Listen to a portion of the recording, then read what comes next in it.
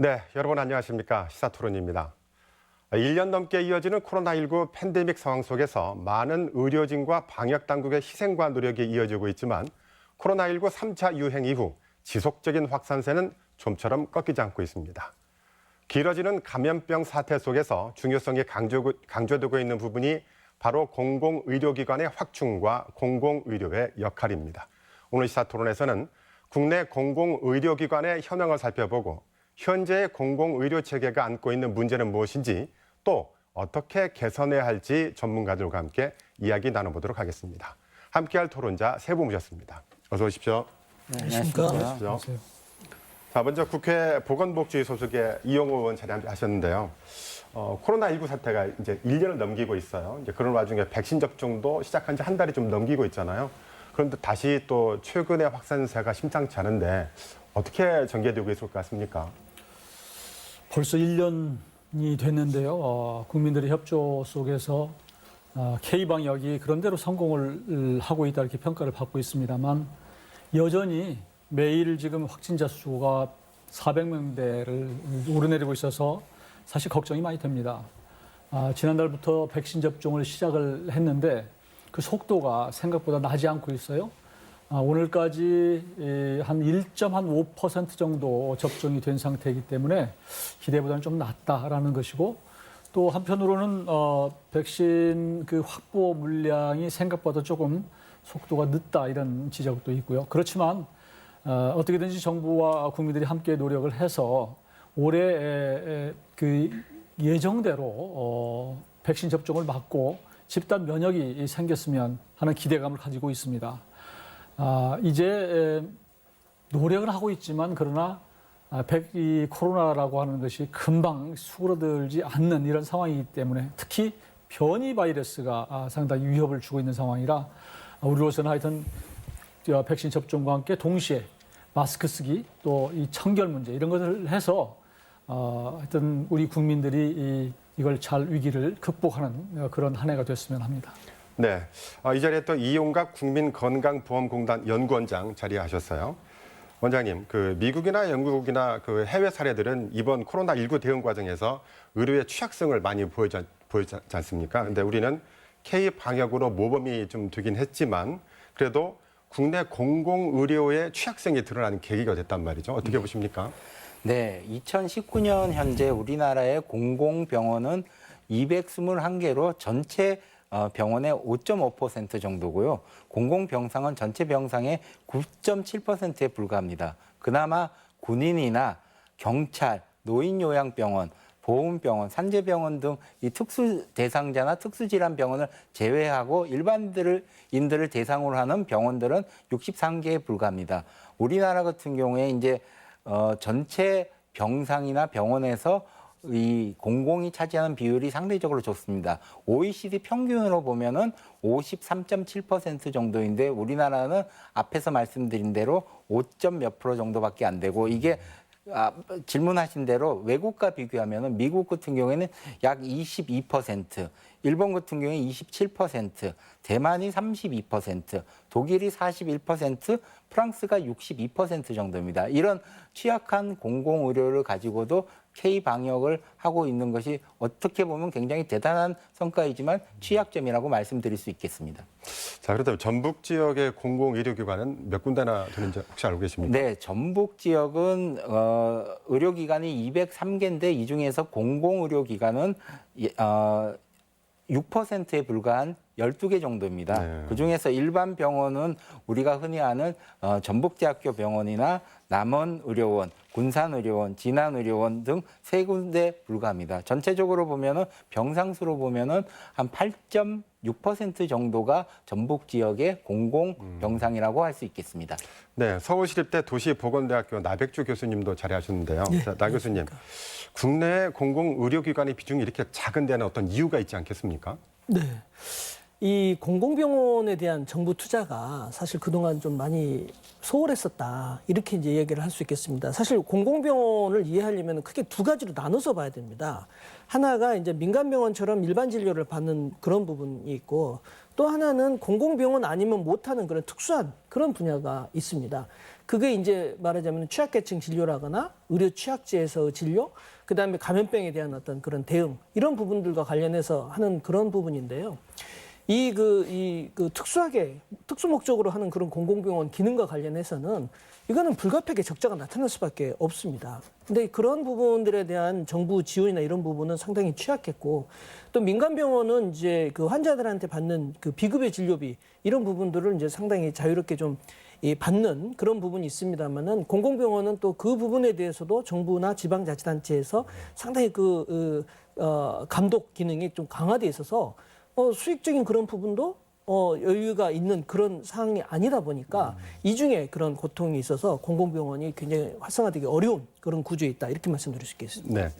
자, 코로나19 이전에도 공공의료의 필요성은 꾸준히 제기가 되었었잖아요. 먼저 이용 의원님, 그런데도 개선되지 못한 이유가 있나요? 결국은 돈의 문제겠죠. 그리고 또 의지의 문제인데 사실은 공공의료가 필요하다고 하는 것은 2015년도에 메르스 사태 때 공공의료가 필요하구나라고 하는 사회적 공감대는 좀 일정 부분 이루었다. 그런데 이제 국민들이 또 금방 망각하잖아요.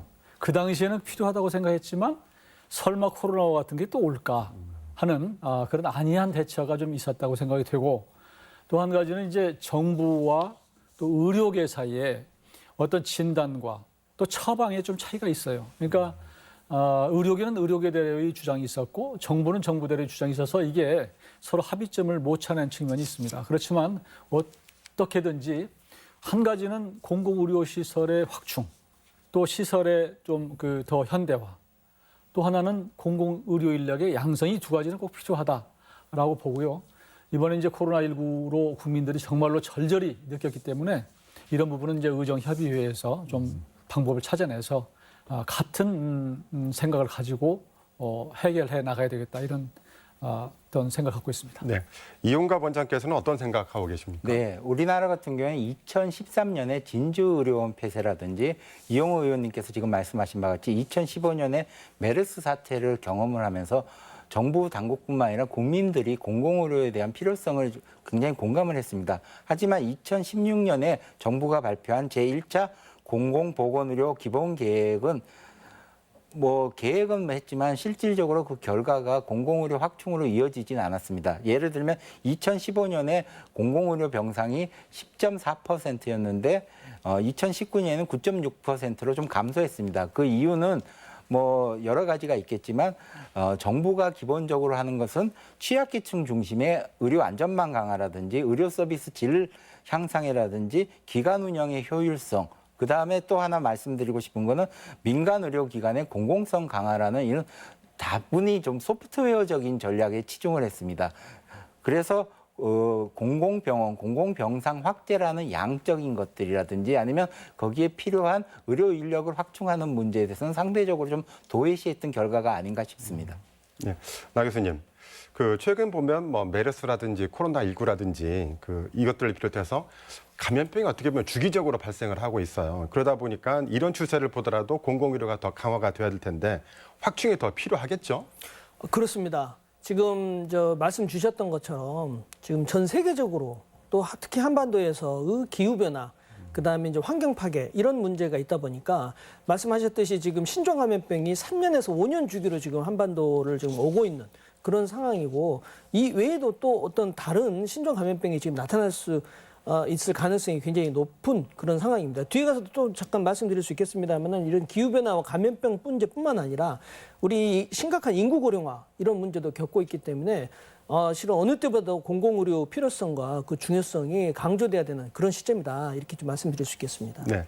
자, 공공의료기관의 필요성에 대해서는 다들 공감을 하지만 현실적으로는 운영상의 현실적인 어려움도 있고 의사 정원 확대 등에 관련해서도 논란도 있는 상황이잖아요. 자, 계속해서 관련 토론 이어가 보도록 하죠. 먼저 이용갑 원장님, 네. 공공의료기관이 겪고 있는 어려움, 구체적인 사례를 들어서 한번 설명해 주실래요? 네. 공공의료기관 중에 지방의료원이 공통적으로 겪고 있는 대표적인 어려움은 사실은 우수한 의료 인력을 충분히 확보하지 못하는 문제 하나하고 수익성이 낮은 필수 진료 과목 운영에 따른 경영 적자가 발생한다는 문제입니다. 우수한 의료진이 지방의료원에 근무를 기피하는 경향 때문에 100병 상당 의료 인력수 기준으로 보면 공공병원은 민간 종합병원 대비 의사들 같은 경우에 62%, 간호사 같은 경우에는 74%만 충원돼 있는 것입니다. 또한 응급의료라든지 분만이라든지 재활의료 등 우리 일반 국민들에게는 필수적이지만 수익성이 낮아서 민간 병원에서는 기피하는 필수 의료 서비스를 공공병원이 감당을 하기 때문에 발생하는 소위 착한 적자가 지속적으로 발생을 하고 있습니다. 이러한 경영 상태 때문에 문제가 있어서 뭐 여러 가지로 지적이 되고 있지만 사실은 2016년 이후에 지방 의료원들의 경영 상태는 좀 많이 완화가 됐습니다. 그럼에도 불구하고 2019년 기준으로 아직까지는 50% 정도가 적자 상태에 있는 것은 사실입니다. 네, 나 교수님. 이 원장께서 그나마 있는 공공의료기관에 정원이 모자랄 정도로 심각한 상태라고 말씀하셨는데, 자, 그렇다면 이렇게 공공의료가 취약성을 보이고 있는 원인은 무엇이라고 생각하십니까? 네, 일단 저는 두 가지 측면에서 조금 말씀드려보고 싶은데요. 그 의료 인력이 이제 충원이 잘 안 되는 그 이유들을 좀 놓고 보면은, 물론 그 취약한 곳에 의사들이 또 의료진들이 잘 가려고 하지 않는 그런 어떤 측면도 있습니다. 근데 이제 좀 보면은 거기 그 취약한 곳에 이렇게 가게 되면은 의사 선생님들이 이게 도시에 있으면 자기가 한 가지 질환만 보면 되는데 거기는 동시에 여러 가지 질환을 봐야 되는데 그런 분야에 있어서 전문성 부족이나 이런 문제들이 있습니다. 그래서 외국 같은 데를 이렇게 보면은 취약지에 계신 분이 의료 수련을 잘 받을 수 있도록 지원해주는 시스템이 잘 되어 있고 또 수련으로 잘 커버가지 않는 확보가 되지 않는 그런 의료에 대해서는 대도시에 있는 큰 대형 병원에서 정기적으로 의사들이 그 순환 근무를 할 수 있게끔 해주는 그런 시스템을 동시에 운영을 하고 있는 그런 부분입니다. 또 한 가지 측면에서는 경영 적자 문제가 있는데요. 네. 이게 이제 아까 말씀드렸던 것처럼 규모가 너무 작다 보니까 그 수익성이나 이런 측면에서도 쉽지 않고 또 그런 어려운 부분들을 특수 목적으로 하다 보니까 발생하는 불가피한 적자를 지원해주는 그런 시스템이 부족하다. 이 말씀 드리고 싶습니다. 네, 자, 이용호 의원님. 현재 보건복지부에서 공공의료기관 확충은 계획하고 있죠? 네. 올해 보건복지부 업무 계획에 따르면 지방의료원을 신중축해서 2025년까지 이 공공병원 병상을 5,000개 확충하겠다. 그리고 또 국고 지원을 확대를 해서 그동안은 이제 국고 보조율을 50% 했는데 60%로 좀 늘리겠다. 이런 내용도 있고요. 그리고 이제 신축하겠다고 하는 대전, 서부산, 진주의 지방의료원 같은 경우는 예탑 현재를 지원하겠다 이런 내용도 있습니다. 뿐만 아니라 이제 공공병원 시설이 대부분 낙후되어 있기 때문에 현대화의 문제 그리고 스마트 병원 도입 등 공공의료 역량 고도화를 하겠다 이런 내용도 있습니다. 문제는 이제 의료 인력, 공공의료 인력이 양성 이 부분이 이제 핵심인데요. 이 부분도 의사협회와 앞으로 의정협의를 통해서 좀 적극적으로 육성하겠다. 이런 내용도 포함되어 있습니다. 네. 그리고 이제 공공의대를 신설을 해서 요즘에 이제 공공의대보다는 국립의전원 쪽으로 이름을 좀 바꿔서 국립의전원을 만들어서 공공의료 인력을 양성하겠다 이런 계획을 가지고 있습니다. 네. 이용호 의원을 통해서 이제 정부의 계획을 들어보셨는데 네. 정부의 공공의료기관 확충 계획 어떻게 평가할 수 있겠습니까? 네, 작년에 그 정부에서 발표한 공공의료 강화 방안은 공공병원 및 공공병상 확대 지원을 위한 단기 중기 계획이라는 점에서 이 부분은 긍정적으로 평가를 합니다. 하지만 그럼에도 불구하고 이용호 의원님께서 지적하신 대로 이게 신증축이 많습니다. 현재 사실 그 지방공사 의료원 같은 경우에는 200병상 미만으로 돼 있기 때문에 이게 300병상 이상으로 확대를 해서 그 진료 능력들을 좀 키워야 됩니다. 진료 능력을 키우고 이걸 중증 진료나 응급의료, 감염병 대비로 해야 되는 이 상황들을 하려고 그러면은 단순하게 신증축이 되는 것뿐만 아니라 병원 수 자체를 늘려야 되기 때문에 이를 위해서는 공공병원을 신축하는 것뿐만 아니라 현재 경영 악화 상태에 있거나 휴폐업 상태에 있는 민간 병원을 매입해서 공공병원으로 전환해서 공공병원이나 공공병상 수 자체를 확대하는 이런 계획들이 필요하지 않나 생각을 하고 있습니다. 네. 나 교수님, 어떻게 보면은 수요자 입장에서는 공공병원이 많은 게 좋죠. 그렇지만 또 무작정 공공병원을 많이 세울 수는 없지 않습니까?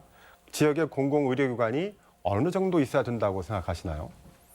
네, 제가 생각할 때는 이제 병상 비중으로 따지면은 뭐 미국이나 일본 한 30% 정도까지는 좀 늘었으면 좋겠고, 지금 이제 진료권을 우리가 좀 나눠 가지고 본다면은 최소한 그런 어떤 권역 진료권을 좀 설정을 해 가지고 그 진료권마다는 한 개씩은 좀 있어야 되지 않을까.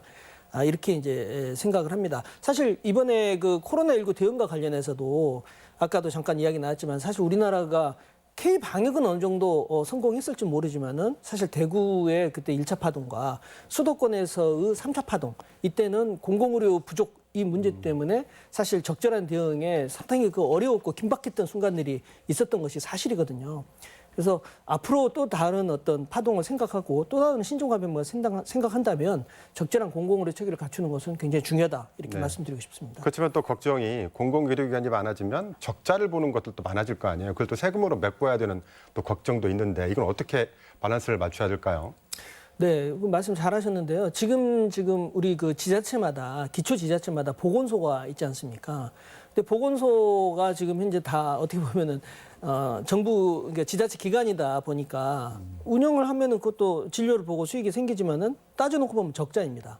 하지만은 그 지역 주민들에 대한 여러 가지 보건 사업을 적극적으로 시행하고 또 보건 행정을 시행하기 때문에 그 부분을 이제 그렇게 적자라고 보지 않는 것처럼 앞으로 사실 인구 고령화 시대에 공공병원은 지역사회의 통합 돌봄을 적극 지원하는 전진 기지로서 어떻게 하면은 어르신들이 병원에 안 오게끔 만드는 데 있어서 역할을 해야 됩니다. 다른 병원들은 환자를 유치하는 것이 목표라고 한다면은 이 공공병원은 안 오게끔 하는 거 목표인 것처럼 이 공공적인 기능을 중심으로 공공병원이 많이 바뀌어야 되고요.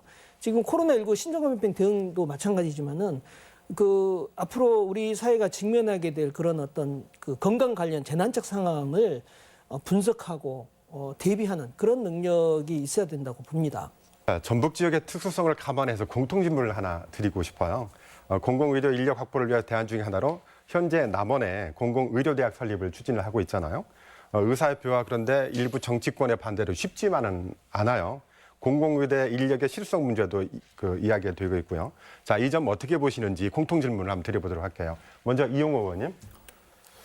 남원에다가 지금 설치하고자 하는 공공의대는 반드시 공공대학원이죠. 공공의대 대학원인데 요즘에는 이제 국립의전원으로 이름을 바꾸어서 국립의전원의 신설은 설립은 꼭 필요하다고 생각을 합니다. 그런데 기본적으로 이제 의사협회에서 좀 반대를 하고 있고 또 일부 타 지역의 의원들이 조금 반대를 하고 있는데 다른 지역의 의원들이 반대하는 이유는 그 공공의전원 자체, 그러니까 국립의전원을 반대하기보다는 그걸 자기 지역으로 좀 끌고 가고 싶은 생각이 있는 거예요. 속내는 그렇다는 네, 얘기죠. 그렇습니다. 근데 그분들한테 제가 계속 얘기하는 것은 이것은 탐내지 마라. 왜? 우리 지금 남원에 설치하고자 하는 국립의전원은 서남대 폐교되고 나서의 이 남은 정원, 의대 정원 49명을 갖고 하는 것이기 때문에 다른 지역으로 갈 수가 없어요. 그러니까 그 부분에 대해서 괜히 이렇게 욕심을 부리고 하지 말라 이렇게 얘기를 하고 있는 상태인데요. 그리고 또 한 가지는 이제 그건 또 그렇더라도 다른 지역에서는 의대가 정원이 늘어나면 그것을 가지고 또 해보자고 하는 또 경쟁이 붙다 보니까 자꾸 이게 남원의 국립의전원 문제가 자꾸 걸림돌이 생기는 것이 하나가 있고 또 하나는 이제 의사협회 쪽에서는 기본적으로 의대 이게 국립의전원을 만드는 것 자체를 좀 반대해요. 왜냐하면 그것만 만든다고 해서 되지 않는다라고 하는 이유를 들고 있습니다만 또 깊이 따지고 가면 자꾸 의료 인력 양성하는 것에 대해서 내심으로는 좀 집단 이기주의 차원에서 좀 반대하는 것이 아닌가 이렇게 생각이 되는데 그러나 이제 최근에 이제 어제 의사협회 회장이 새로 뽑히고 그래서 앞으로 그런 문제에 대해서는 서로 머리를 맞대고 논의를 해서 지금 공공의료의 인력 양성이 필요하다고 하는 것은 어떤 사회적인 공감대가 이제 만들어졌기 때문에 꼭 이 부분을 세우자라고 좀 설득해 나갈 생각입니다.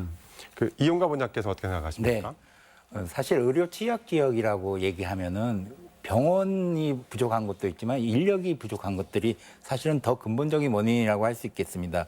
의료 취약 지역에 공공보건의료 인력을 안정적으로 확보하기 위해서 정부가 작년에 지시했던 공공의대 설립 방향에 대해서는 당연히 큰 틀에서는 동의를 합니다.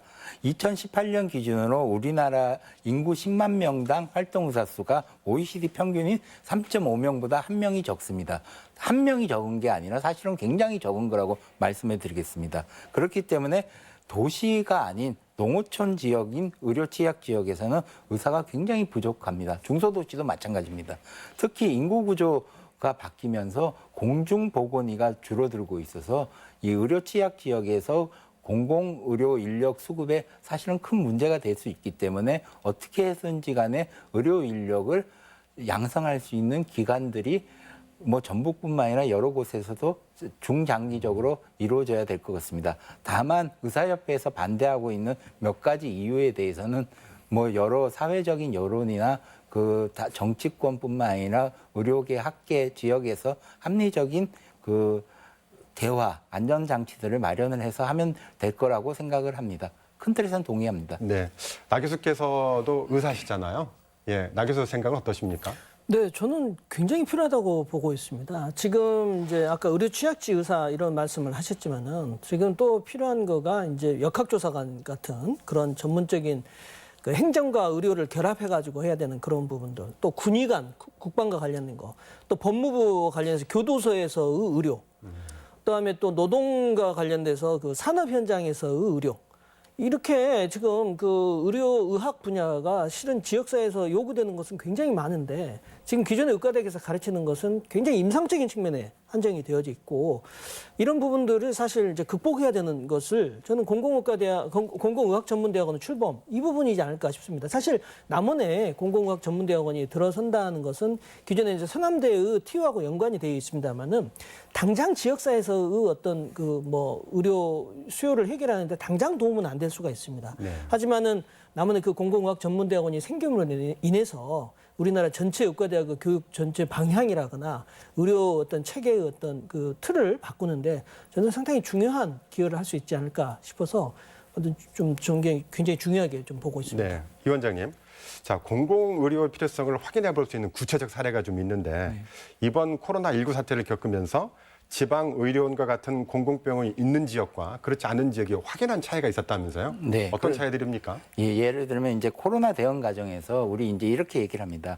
전체 의료기관의 5.5%에 불과한 공공병원이 전체 코로나 환자의 약 78%를 진료를 했습니다. 그 중에서도 중증 환자 진료 능력이 부족하다고 평가할 수 있는 300병상 미만의 공공병원이 전체 환자의 약 48%를 진료했습니다. 이게 뒤집어서 얘기하면 굉장히 능력 이상의 엄청난 노력을 한 거고 이게 뒤집어서 얘기하면은 의료 인력들, 의사, 간호사뿐만 아니라 공공 의료기관에서 정말 많은 노력을 하고 있다는 것을 국민들께서 인정을 해주시는 대목이라고 생각합니다. 특히 신천지 문제가 생겼던 대구 경북 지역 같은 경우에 초기에 그 900병상의 경북대병원, 그 다음에 800병상의 칠곡 경북대병원, 500병상의 대구의료원 같은 경우에는 환자 수용이 잘 안 돼 갖고 상대적으로 약하지만 중증인 사람들이 집에서 대기하거나 타 지역으로 보냈습니다. 만약에 공공의료 인프라가 어느 정도 있다 그러면 타 지역으로 보내거나 집에서 대기하는 이런 경우들은 줄어들었을 거라고 생각을 합니다. 아시겠지만 초기에 대구에서 각 시도의 시도지사님들한테 대구 지역 환자들을 수용해 달라고 얘기하고 그 문제가 사실은 정치적으로도 여러 가지 얘기들이 있었던 걸 기억하시고 있을 겁니다. 네.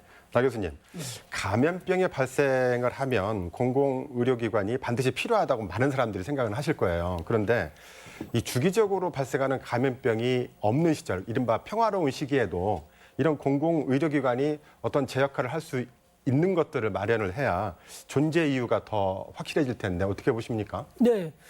이제 우리 사회는 굉장히 급속한 인구 고령화 시대를 겪게 됩니다. 그래서 이제 지역사회 통합 돌봄이라고 해가지고 어르신들이 살고 있는 지역에서 건강하게 늙어갈 수 있도록, 그래서 늙어서 좀 아프다고 그래서 뭐 요양병원에 보내고 요양시설로 보내고 이런 거가 아니라 살고 있는 지역에서 건강하게 지낼 수 있도록 하려면은 이런 어떤 시스템을 좀 강화를 해줘야 되는데, 그런 부분에서 앞으로 공공병원의 역할이 굉장히 많이 커질 거다. 예방과 관련된 역할이 앞으로 공공병원에서 굉장히 중요해질 것이다라고 이제 말씀드릴 수 있고요. 그 외에도 취약계층이라거나 또는 취약 지역에 대해서 의료 이런 문제들도 이제 다룰 수 있습니다. 그래서 저는 사실 우리 전라북도에서도 전주도 저는 의료원이 필요하다. 그리고 또 무주나 또는 장수 이런 산악 지역에서도 좀 필요하고, 이 의료원과 관련되어진 기능을 좀 적극적으로 공공적으로 좀 생각해 볼 필요가 있다. 이렇게 좀 말씀드리고 싶습니다. 네. 자, 토론을 벌써 마무리할 시간이 돼가지고요. 끝으로 오늘 못하신 말씀이나 강조하고 싶은 말씀 있으면 마무리 발언으로 가름하도록 하겠습니다. 먼저 나 교수님. 네. 방금 이제 사회자께서 정부나 지자체가 별로 공공병원에 대해서 관심이 별로 없다 이런 말씀을 주셨는데 진짜 그 부분이 맞는 말씀 같고요. 지금 제가 이제 지방교부세에 관한 법률 이걸 좀 보면 지방자치단체에 주는 교부금의 산식이 있습니다. 계산식이 있는데 시군구 기초자치단체의 보건 분야는 보건소 면적이라고 하는 게 계산에 들어가 있어요. 근데 시도는 인구수밖에 없습니다. 저는 여기에 공공병원 병상수라거나 음압병상수 하는 이런 것들을 좀 넣어가지고 지방자치단체로 하여금 이런 공공병원에 대한 투자 또는 적자 보전 이런 부분들이 당연한 거다 하는 생각을 갖게 만들어주는 이런 부분들이 좀 꼭 좀 있어야 되지 않을까 하는 그런 말씀을 좀 드리고 싶습니다. 네, 알겠습니다. 이영호 의원님. 지금 이제 백신 접종이 시작됐는데요. 하여튼 백신을 적극적으로 접종을 해서 우리 국민들이 이 면역이 생겨서 집단 면역이 생겨서 조금 더 자유스럽게 살았으면 좋겠다는 생각을 하고요. 그동안 1년 동안 정말로 헌신과 희생을 해오신 의료진들에게 감사의 말씀을 드립니다. 그러나 이 건강 문제는 누구도 책임질 수 없기 때문에 스스로 지켜야 된다. 마스크 쓰시고 정말로 이 강한 것이 살아남는 것이 아니라 살아나야지 강한 겁니다. 하여튼 이 상황에서는 각자 스스로 건강을 책임지시고 살아나기 바랍니다. 네, 이용갑 원장님. 네. 2000년대 중반부터 우리나라가 공공의료 강화에 대한 얘기를 계속 많이 하고 있습니다. 근데 한 15년이 지난 지금도 크게 바뀐 건 없습니다. 그래서 국민들한테 이제 말씀드리고 싶은 거는 이런 것들입니다. 소방서나 군대는 문제가 발생을 안 하더라도 모든 사람이 있어야 된다고 생각을 하고 있습니다. 예방 효과도 큽니다. 공공병원도 공공의료도 마찬가지입니다. 지금 우리나라에서 기간 기준으로 95% 정도의 민간 의료가 있기 때문에 공공의료를 세금을 내서 뭘 더 강화하고 확대할 거냐고 많이들 물어보십니다. 그런데 민간 의료기관의 진료 행태가 과잉 가소고 그게 국민들의 의료비 부담을 증가시키고 있습니다. 약 한 20%에서 30% 정도의 공공병상을 갖고 있다 그러면 공공병원에서 적정 의료 서비스가 제공된다면 국민들에게 가계부담 의료비도 줄어들 것입니다. 또 하나 말씀드리고 싶은 거는 우리나라에서 민간 의료기관이 절대 다수이기 때문에 국가가 보건의료 정책을 하기 위해서는 많은 시간과 돈 그리고 민간 의료기관의 협조가 필요합니다. 공공병원들이 있다 그러면 어느 정도 가능할 거라고 생각을 합니다. 마지막으로 말씀드리고 싶은 거는 우리나라 병원에 가서 진료를 받아보시면은 알코올솜부터 주사기 모든 게 거의 외제입니다. 그리고 우리나라에서 계속 강조하는 게 의료 산업을 활성화시키는 부분인데 의료 산업화 부분을 이데올로기적으로 해석하는 게 아니라 그냥 산업 그 자체를 한다 그러면은 공공병원들이 있다 그러면 우리나라에서 필요한 혈압계라든지 간단한 의료기기들 이런 것들을 만들어내서 공공병원에서 사용한다 그러면은 테스트 베드로서의 역할도 하고 우리나라 의료 산업화를 활성화시키는 역할들을 할 수 있을 겁니다. 공공병원, 공공의료를 세금을 낭비하는 것이 아니라 나와 우리 가족, 국민들, 산업계 전체에 대한 안전판 역할을 하는 걸로 이해를 하신다 그러면 소방서나 군대와 마찬가지라고 이해를 해주시기를 부탁을 드리겠습니다. 네. 감사합니다. 갈수록 길어지고 또 반복되는 감염병 사태 속에서 공공의료 체계의 변화는 선택이 아닌 의무가 아닐까 하는 생각이 듭니다. 포스트 코로나 시대를 맞아 공공의료기관의 필요성과 확충은 시대적 과제가 된 셈인데요. 현재 국내 공공의료기관들이 겪고 있는 문제를 해결하지 못해서 공공의료 정책이 다시 경제 논리 앞에서 추진력을 잃지 않기를 바라봅니다. 이를 위해서 각계각층의 지혜가 모일 수 있기를 또 기대해 봅니다. 오늘 순서는 여기까지입니다. 시청해주신 시청자 여러분, 함께해주신 토론자 여러분, 대단히 감사합니다.